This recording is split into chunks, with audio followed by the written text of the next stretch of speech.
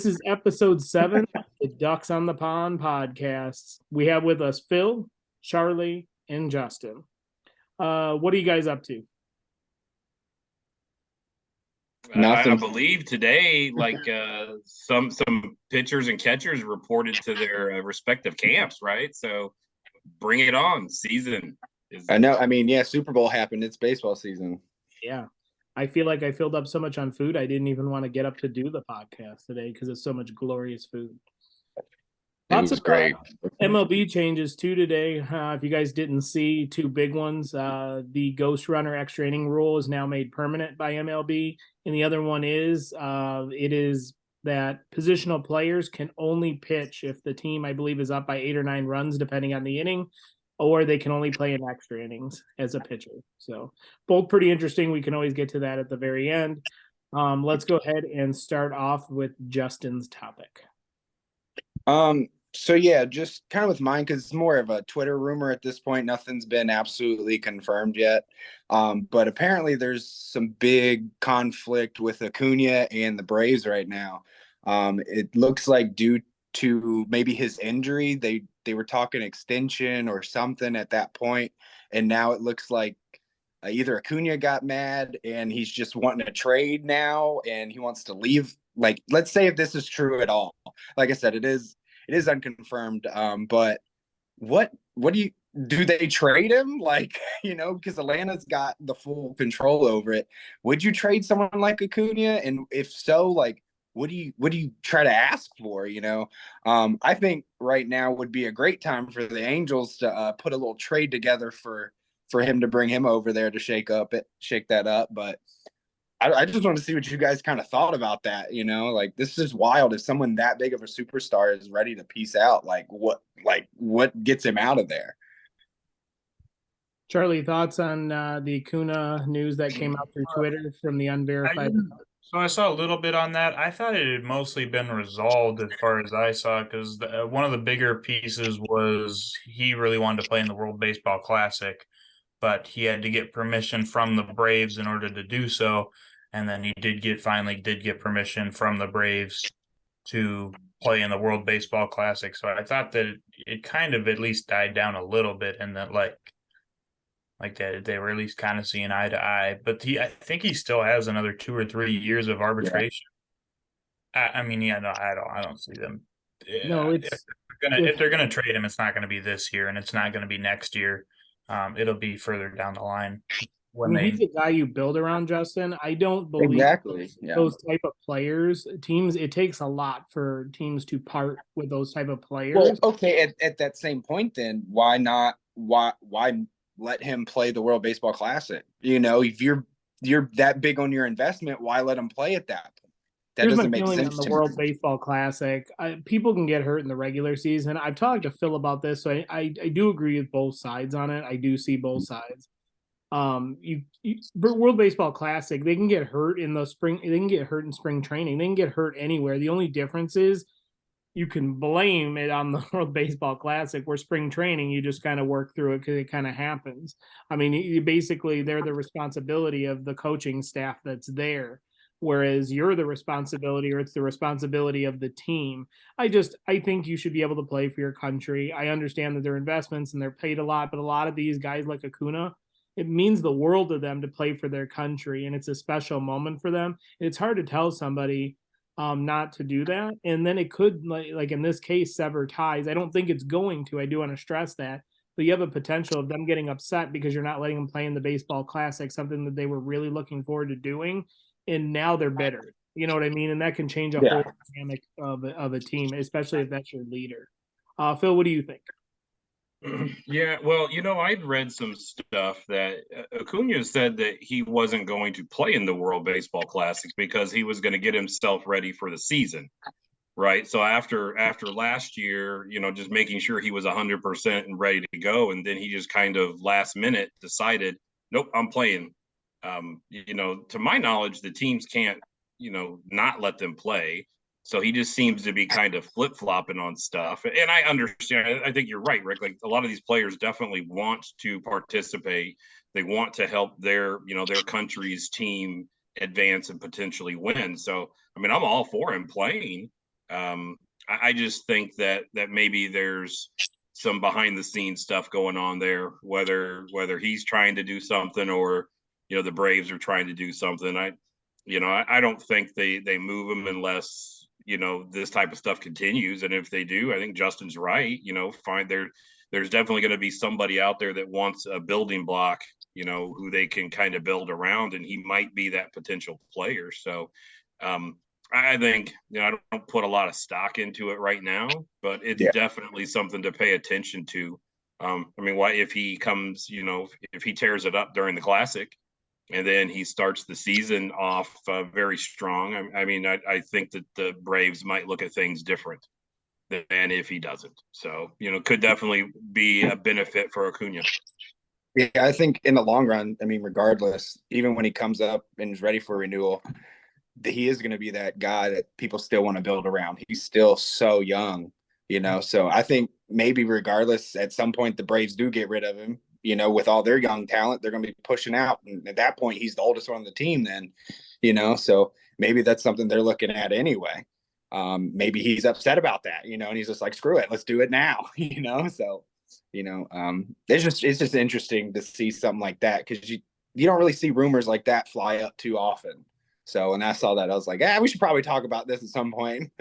So yeah, it came from an unconfirmed or unverified account, so probably not much truth to it. I do know that there was some kind of conflict with the WBC, and if they would have to get a haul for Acuna. Even with a down year last year, he was also playing, recovering from an ACL injury the year prior. So I don't think anyone expected him to be a world beater last year. But you would have to you'd have to fill a bunch of holes on your roster, which one would be including his position, and you'd have to get prospects. And I don't know, you only have like a handful of teams that could do both of those things right now, because you don't trade for them. Hypothetically, if you trade for him, you have to have the money to sign him, or it's a waste, because you're going to have to give away a stockpile to get him. So there's only like 3 teams that could possibly do that, and those are always going to be the Mets, the Dodgers, and the Cubs. The Cubs that have money, they probably won't, but I'm just saying they would have the farm system and the financial means to do it. Doesn't mean that they will, but yeah, exactly. Any closing thoughts on Justin's topic? Looks like we got everything in. All right, let's move on to Charlie's topic. So mine is a pretty fun topic, I think, and mine was just favorite jerseys and a little bit of history behind the jerseys. So if one of you guys want to start. Phil, why don't you go ahead and start on this one? Yeah, well, for me, I think a lot of it probably has to do with just, my childhood, just being a Cardinals fan like I am. I associate, the baby blue uniform, that was just what I remember when I was young, kind of my first impressions of baseball, right? And so I love that jersey. I think it's only continued to get better as the Cardinals have brought it back from time to time. So that's the one that I really go with. This makes me think of world championships back in the 80s, right? So good times there.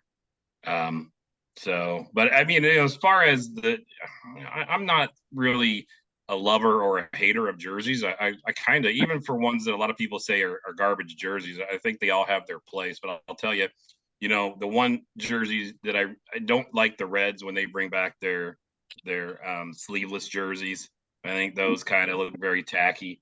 And Rick, I don't know what your White Sox were smoking in the 70s, man, but when you look at their collared shirts and their shorts, the uniforms that they wore back then, man, that was something to behold. I'm glad I never had to witness any of that firsthand. So for every 5 good ideas that Bill Veeck had, he always had that bad idea, and that was the bad idea. It never. I think they played it for a series, and then they're like, "Yeah, this isn't working." He had a bunch of good ideas, like I believe the exploding scoreboard with the fireworks coming out of the scoreboard was started up by Bill Veeck. And also, I'm trying to think of the other thing that names on the back of the jerseys was a Bill Veeck idea too. So, which a couple teams still don't utilize. So, As for me, I mean, my favorite is going to be a weird one. I like bright colors. So I'm a big fan of like the Pittsburgh Pirates of the 70s, the Orioles. I also really, really like, I don't know what you call that green, but the Oakland A's green when they go for the bright green, is that a hunter green? I don't know. You guys might be better with I don't know, but yeah, it's a similar good one. similar to that R behind me a little bit, but it's very bright and they're mostly green. So those are big ones. Again, I'm not a fan of the White Sox one, as Phil stated. Anything with shorts or collars, just too different for me. I don't know how you implement sliding in shorts. Doesn't seem fun at all. One of the ones that a lot of people like to hate on, but I really like is the Padres from the 80s. I don't care the fact it looks like baby poo. I still really enjoy that jersey. The brown with the yellow. Just like I like variations. I am a fan of the baby blue, but I just think everyone's been using it lately and just it's kind of overdone. Cardinals and I think Brewers, right? Were kind of I don't know if they were the first, but they're the ones I can remember from the 80s. Now everyone has, and there's just more teams trying to do like the baby and powder blue. So it's kind of run its course for me. But I think every team has a variation of a jersey that I really, really enjoy. I don't think there's one team out there that I really hate the jersey, as you stated, Phil. And the City Connects make it more interesting. I don't like Colorado City Connects due to it looks like a giant license plate. And I've had several people comment that San Francisco's looks like a morgue. When they did like a promotional little thing, it looked like a morgue. So for me, yeah, I mean, it's the 70s bright colors, and then the 80s Padres, which I believe they even used them in the 70s with that brown and yellow. And if we're going by White Sox, it's the City Connects. I really enjoyed the City Connects. Yeah, I was just saying. Yeah. Yeah. Even the Cubs ones are really nice. I like the Wrigleyville ones too. Yeah. Where you can slip and slide in the urinary trough and have a good. What a useless stadium. Shots fired. All right, Justin, let's go to you next. I had to say that because this is a lot of people hate this jersey I'm about to say. I really enjoy it because like Rick, I really like the bright colors a lot. And I like a lot of the City Connect jerseys. So I got top three here.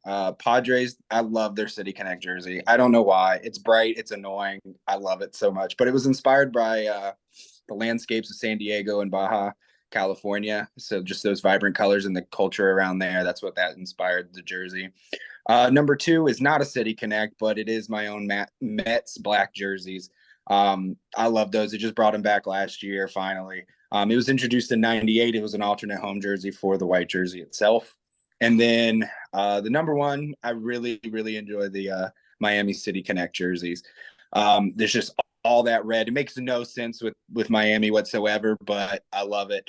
But it looks like they tried to blend the sports and the lifestyle fashion with the Sugar Kings uniform. Embodies the sense of energy, passion, and swagger of Miami is what they described that jersey as. And I like it. It's fun. It's bright. Like I said, I love the bright jerseys. If I have to go a classic jersey though, I really like just Phillies baby blue. I know that's awful to say, but I really like their jerseys. And if they ever do the Yankees when they wear their black like batting practice jerseys, I like those a lot too. But yeah, other than that, that's what I got for those. Is that everybody with the jerseys? Have I forgotten anybody? I didn't go yet. No. Charlie's topic. Does he need to go? I usually Yeah. forget sometimes that the I know person we're who getting one of introduces the topic, me, I'm a big talker, so I like here's my topic and I just start word vomiting onto everything, so I forget that not everybody does. So go ahead. Say my favorite jersey. I got the hat on for it, but the Tequila Sunrise jerseys. Just classic Houston, makes you think of the old school Houston Astros, Nolan Ryan, those kind of types. But yeah, it's again just really colorful jerseys, fun jerseys. The Astros kind of hinted that maybe they were going to be doing some throwback jerseys this year, but I know that there are some like stipulations that they made. You can only have 4 jerseys, in the Astros right now, or 5 jerseys. Sorry, the Astros right now are at their 5 jerseys. So we'll see. But I going along with the baby blue thing, I really like the Twins baby blue jerseys. those just I living in Minnesota, I saw those a whole bunch, and those are really cool jerseys. So I'd say those are my two jerseys I choose. For me, I mean, I really like the Astros jersey, the Tequila Sunrise. But if I'm going Astros jerseys, I got to go back to the Colt 45 jerseys. The little Colt 45 across the chest. That was one of my favorites personally. Those are fun jerseys. All right. All right, moving on to my topic. So my topic's a little bit different this week. I've given each of these guys 3 people, and I've asked them, they don't have to, but they need to choose a song for the walk-up song for this player.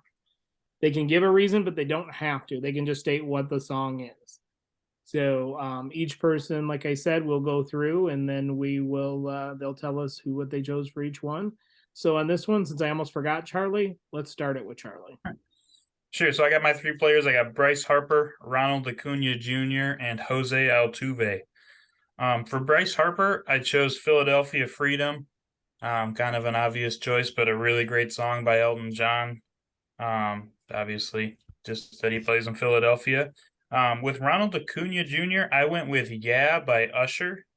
Usher is from Atlanta, where obviously Acuna is playing, and the whole song is just really upbeat and kind of, gets you kind of going, which is kind of the player that Ronald Acuna is, just that, fired up all the time kind of player. And so that's why I went with that song. And for Altuve's song, I'll just play it for you guys. I knew it. Can't hear anything. Yeah. Yeah, I don't hear anything. Sound of silence. We are the champ Perfect. for Altuve. I love it.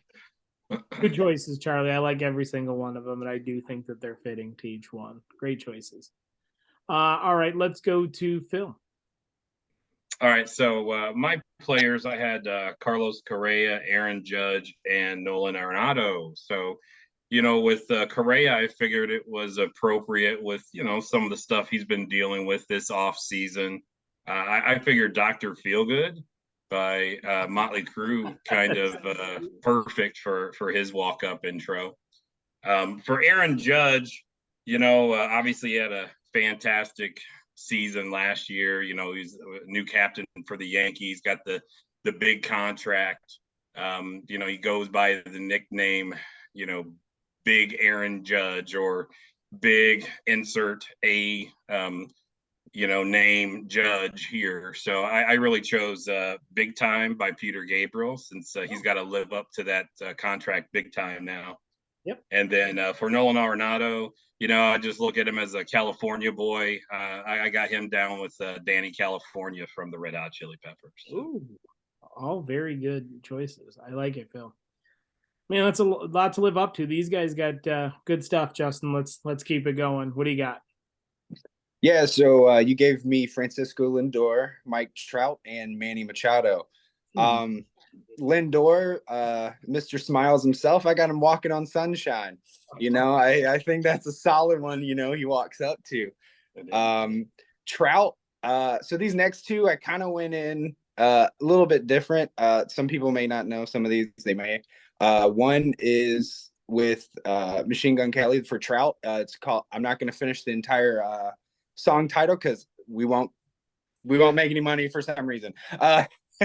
Not that we're getting paid. But it's just Bad Mother by MGK and Kid Rock.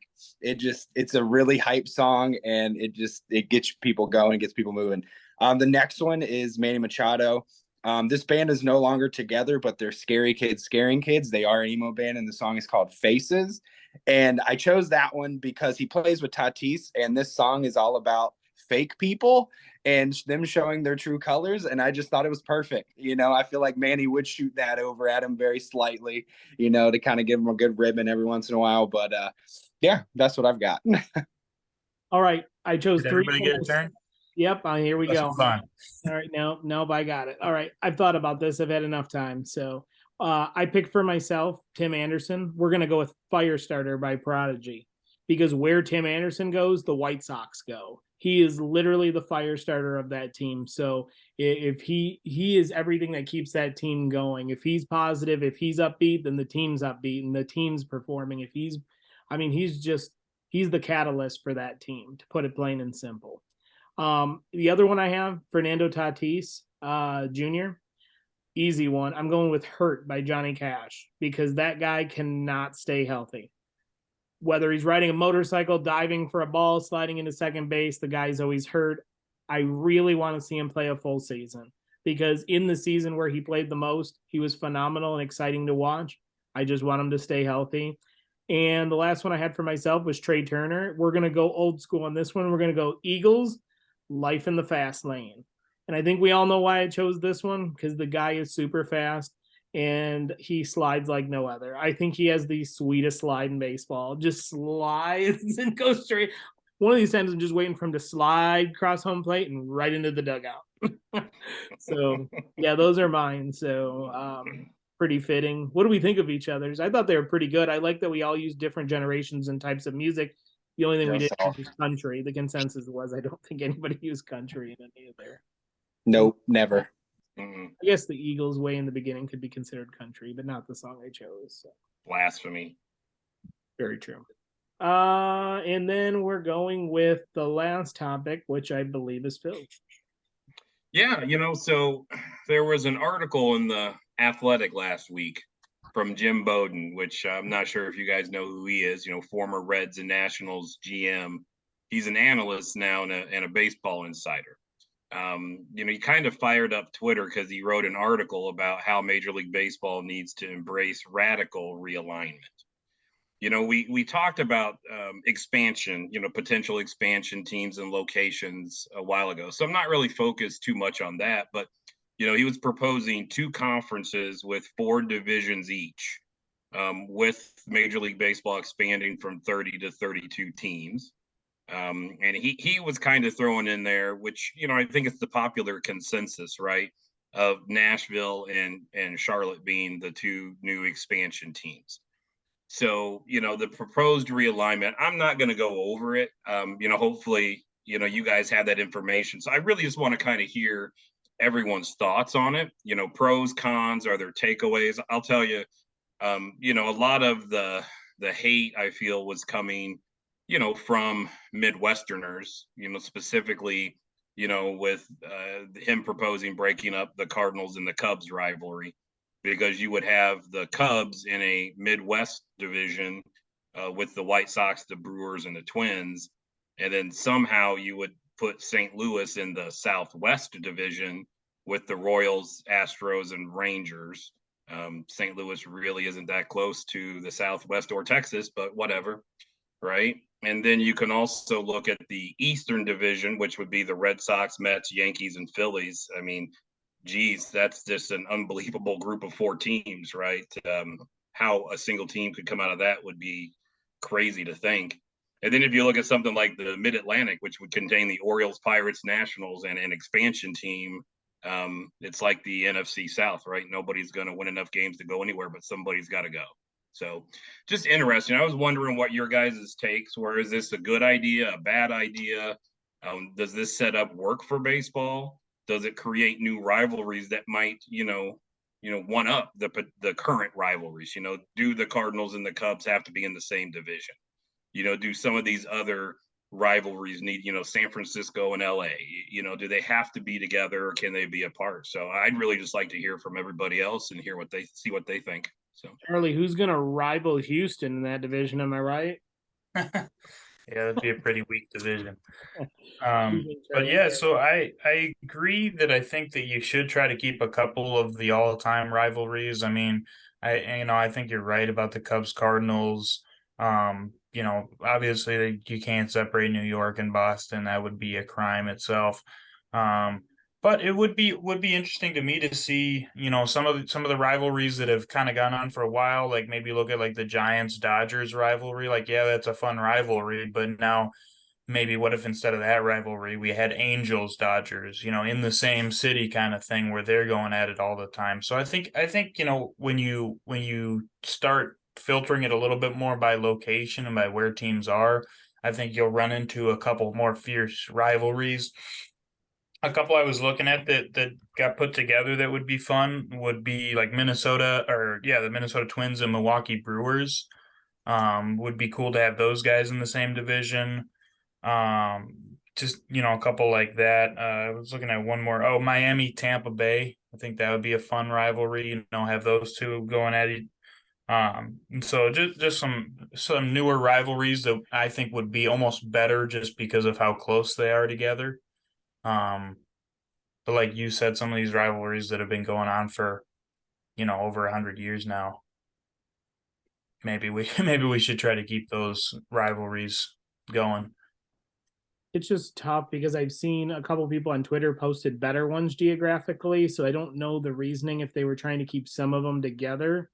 But a couple people, if you check out Twitter, there was way better geographically split divisions. There was, instead of being like 6, I believe there was 4, and they literally spun them through the different. But I'm kind of old school on this one. I'm all for change, but I kind of like the idea of going back to 2 divisions. You can still do, I mean, it's kind of like the NBA. You have the Eastern Western Conference. I know they have their own divisions, but make just East and West, split it down the middle, and then have as many playoff teams as we need to have out there in each division. I mean, you could do 8 or whatever. I agree with Phil. The rivalries still have to be there. You want to create new ones, but isn't the old rivalry still what sells? I mean, those would be your biggest draws of your Saturday night game, your Sunday night game, prime time. But Houston's one, that people are going to want to watch. And I mean, you can say enough people hate Houston, but they're still going to watch their must-see TV with their core young talent. You know what I mean? And it's like one of those things when the Patriots were winning, everyone was watching because they wanted to see what they were doing. You know what I mean? You wanted to root against them, but you were still watching. So, I mean, it's tough. And then I don't think, and this is just for right now, and this could change, but you have one division, like you said, that's completely full of teams that are on the bottom currently, which is your Washington Nationals, your Orioles, who are a little bit up on the upswing, and the Pittsburgh Pirates. And I believe it was Charlotte, if I'm correct. Was it Charlotte on that one? Yeah. I mean, that's pretty much all bottom teams in the division. So I guess you could have some competitive balance, but really whoever comes out of that division, I don't think anyone's going to predict to win, at least at this point in time. And then you have a lot of heavy hitters in the East. I mean, you literally have Boston, New York Yankees, New York Mets, and Philly. I mean, besides Boston, who is not going to stay complacent forever. You have 4 potential powerhouses. You know what I mean? Where only one team wins. I don't think baseball is going to like that. You know what I mean? Because they want those bigger teams to make it because they just draw more revenue. They draw fans and they're just bigger markets. So it's tough when no one's ever going to be happy no matter which chose. It's just part of the game. Everyone debates it. You're never going to make 100% of the people happy. You just got to hope for the majority, or that you increase your attendance, your fan base and all of those things, your revenue. What do you think, Justin? I kind of like the idea of, breaking up the rivalries a little bit to a certain extent, because it makes it for me, it just make it more special if they didn't play them as much per year. Maybe you will get a higher turnout rate, like streaming that way, it's just hard to tell. But I also don't like the teams that are in the same state to be facing each other in the same division. I just don't like that. I understand it makes sense geographically, but I feel like they should be split in the different. If your state's big enough for 2 teams, you have one in each, conference or area or division, whatever. I think that's a little weird to have them in the same, like New York and Chicago. I don't like that too much, but no, I think the important thing is to create new rivalries and let, a lot of the bigger teams go to those areas. I mean, now every team's playing every team, so we will have those rivalries get created. We still, even if they realign, we'll still have those old rivalries too, just not as often. You may get two series out of the year out instead of 4 or 5 at this point, if not more. So I think it's important just to break it up a little bit. I think a whole shakeup is a good thing. But yeah, we'll see kind of what happens. I still don't believe. No, go ahead, Phil. Well, I was gonna say I'm glad Justin brought that up, because that was something I was going to bring up. So, with the way scheduling is working in 2023, so every team is playing every team, right? It's still a little weighted for your division. So you're going to play, I believe, 13 games against every team in your division. And then you're going to play, I believe, 6 or 7 games with the other teams in your league, and then you get a 3 or a 4 game series against the opposing league, right? So you are going to now have the ability. Let's just say you're a fan of the White Sox, right, Rick? So you are going to have a chance to see them play every team. If you're a season ticket holder and you want to go and see every team, you're going to be able to see. Now, they're not all going to necessarily be in Chicago, but you're going to have a chance to see so much. So is that kind of lending itself towards this topic and what Justin was saying? Change can be good, right?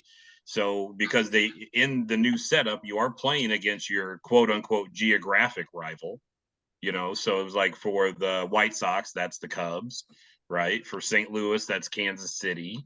For the Mets, that's the Yankees, right? For the Astros, I would assume it's the Rangers already, because of the geographic rivalry. So just kind of, again, I just wonder what's your guys' take on that. Is it gonna make any change? I mean, now that we are, teams are gonna play everybody. I mean, it's like you said, I also agree with Justin because I mean, he is right. This is going to make new rivalries. I think that's what they're trying for because the whole thing is about making it exciting. And right now, I mean, you have the history like with the different rivalries, but we need some shakeup. Like you said, we need something different. We need some bad blood between these teams and, create more excitement. And yeah, I mean, if you have 4 powerhouses, I mean, now that we look at it that way, I mean, they're going to scratch and claw, you know what I mean, to try to win that division. So, I don't know. It could go both ways. I'm more excited about the expansion teams. I like seeing new teams come in and Yeah, that's exciting. Yeah.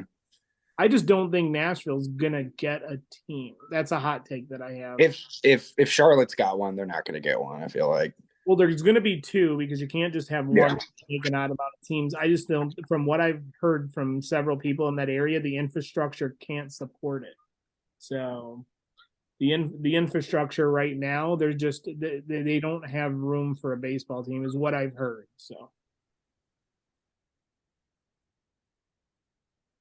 yeah, all right. So like I said, on that one, I just don't believe that they will put a team there. I guess people, I mean, he could fully support it, but just there isn't enough room from what I've heard in that general area. It's very crowded. I mean, you can kind of do. I mean, they could potentially do what the Commanders do. They're not in DC. They're in Landover, Maryland, where they play.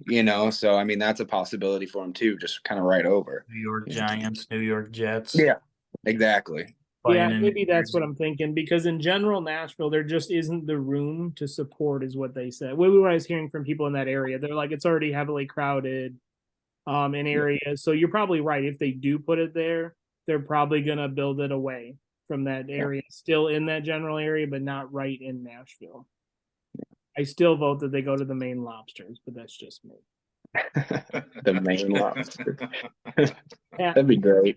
That'd be great. All right, that closes us out for this week. Anybody got any final thoughts about those rule changes that happened today? Yeah, let's talk about that permanent runner on second BS. I think they should at least have 2 or 3 innings of real baseball before you put somebody on second. And also, I don't feel like that runner doesn't get credited to that pitcher, does it? If that runner on second scores, does it? No, it does not. Okay, good, because I was like, that's kind of dirty. I couldn't figure it out. But no, I hate it. I get they want to speed it up. They're trying, but most games that go in extra innings are done in the 10th anyway. So do it after the 10th inning. If you give them one more extra inning of baseball, and then after the 10th inning, that's when you start putting the runners on. Funny that you say that most end in the first couple innings, because I just looked this up because I just literally did a video on it. 2019, 28% of games went 12. I have extra inning games went 12 innings or longer.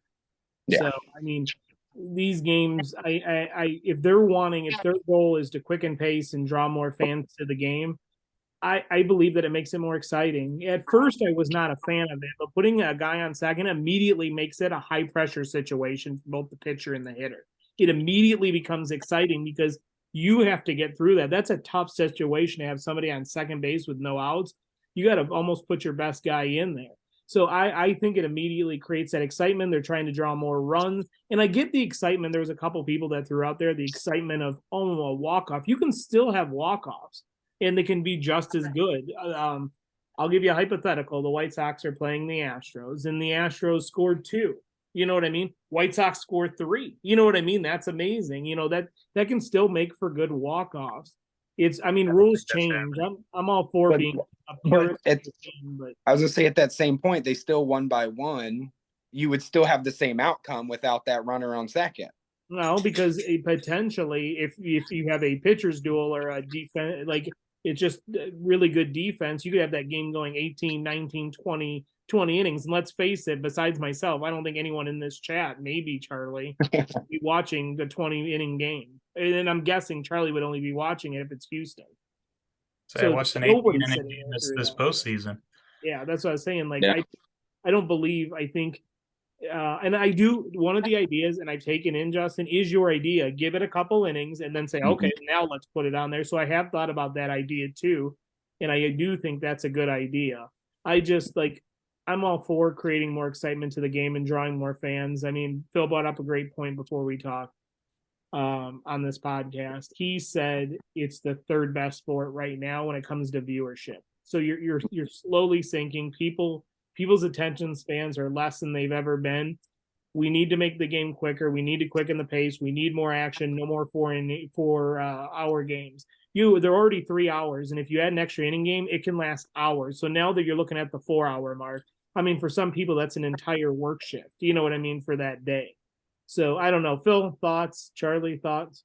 Yeah, well, I'll throw in real quick, just to play a little devil's advocate, right? So Justin thinks that radical realignment is necessary to change things up, but he's not a fan of a ghost, runner, right? So yeah.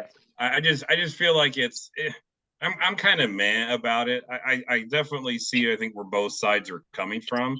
I just think that if your sport is struggling, if you're trying to do things to make it more appealing, to grow the brand and to bring in more fans, look at everything that they're doing, right? Everything that Major League Baseball is doing, it's almost like everybody filled out a survey and told them that your game is old and slow and boring and we don't like it. And that's kind of what they're changing. So, if you try it and it doesn't work, no harm, no foul. But it will, it does put, to Rick's point, the pitchers are going to have some pressure on them. The coaches are going to have some pressure on them on how they play, defense, and the players, obviously. But it's still, you got to score those runs, right? So even if there's a ghost runner on second base to start the game, well, that runner's got to be batted in. So that means that the team up the bat has to do something. And then if they don't, well, then it's, the role just reverses, right? So, yeah, I mean, it's not a bad idea waiting a couple innings either, but I would be more like, let's just do it and see how it works and have fun with it. But let's embrace change, because whether we want it or not, change is coming. And then if they go into the 15th inning, they can bring out a baseball tee and set it up front and then just let them drive it after that, and just like, hey, make the out, guys, make the out. If it creates more runs, if it creates more excitement. Hey, do you remember if we stayed by the same rules of the game then, Justin, and we never changed, can I just request where a pitch is thrown, high or low, or to get outs, can I just throw it at the player running the bases? Because if we never change, got to still hit it. The same rules over and over and over again. So you still got to hit it. It's so true. All right, Charlie, what do you think? Yeah, I mean, I kind of agree with Phil in that, like, let's just kind of see what happens with it. To me, as long as it doesn't reach its way into the playoffs, I think it's okay. The playoffs to me is kind of, that's when you have those iconic moments, and to me, having a runner on second will kind of taint those moments a little bit.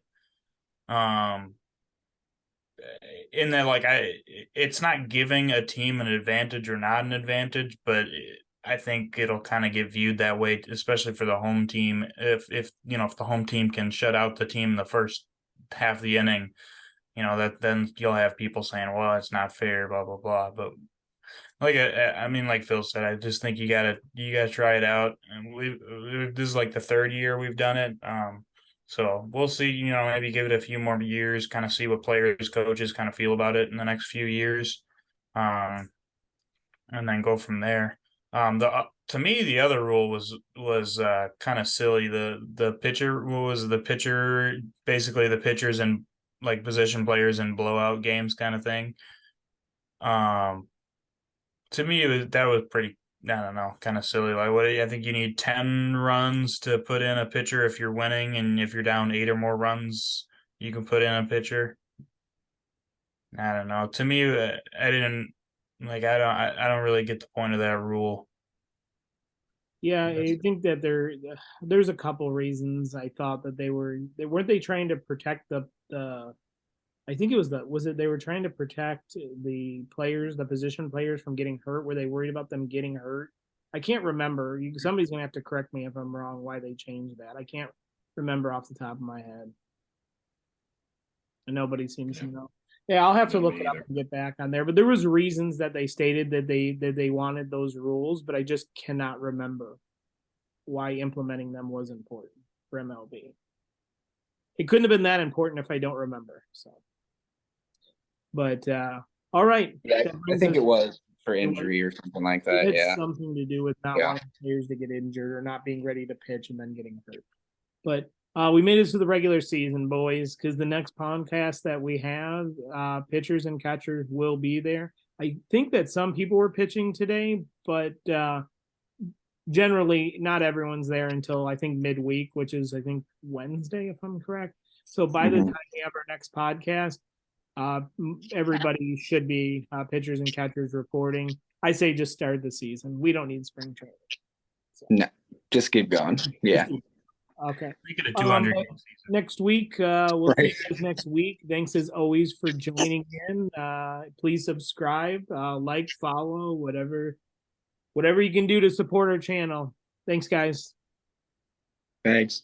Thanks. Bye.